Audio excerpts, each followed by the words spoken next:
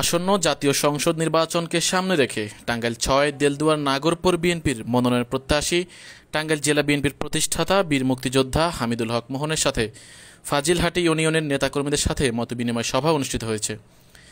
শুক্রবার বিকেলে দেলদুয়ার উপজেলার ফাজিলহাটি ইউনিয়নের নেতাকর্মীদের অংশগ্রহণে এই সভাটি অনুষ্ঠিত হয়।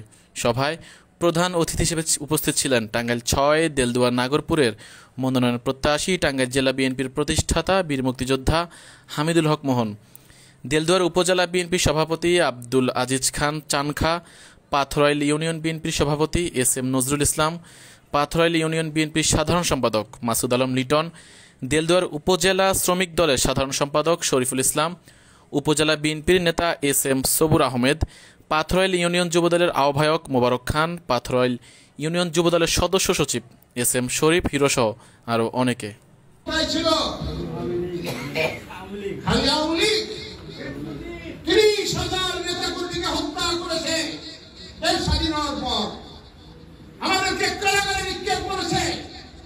মানুষের রিলিফ চুরি করেছে, কি না অন্যায় করেছে, বলেছে ঘোড়া দাবড়িয়ে দেবো, লাল ঘোড়া দাবড়িয়ে দেবো। বক্তৃতা দিয়েছে আমাদের ব্যারিস্টার কি করে আর আপনাদের ব্যারিস্টার কি করছে, যে যাকে সৃষ্টি না করলে যেমন এদেশের স্বাধীনতার ঘোষণার জন্য জিয়াউর রহমান যেমন যথেষ্ট, আর বাংলাদেশ জাতীয়তাবাদী দল বিএনপির জন্য টাঙ্গাইলের জন্য হামিদুল হক মোহন সাহেব তেমন একটি গুরুত্বপূর্ণ ব্যক্তি।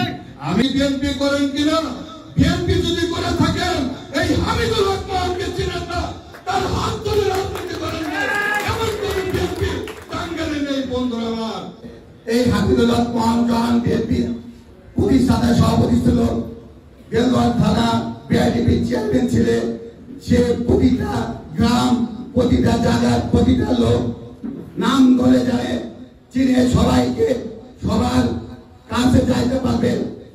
এই হামিদুল হক মোহন